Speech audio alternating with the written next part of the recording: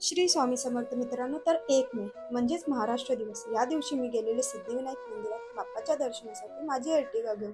या दिवशी सगळ्यांना सुट्टी असल्यामुळे तिथे खूप गर्दी होती आणि खूप लाईन होती.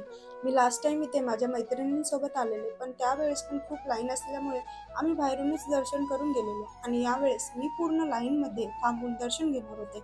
आधी आम्ही चुकून गेट नंबर 5 मध्ये गेलो. तिथून फक्त बाप्पांचं मुखदर्शन भेटणार होतं.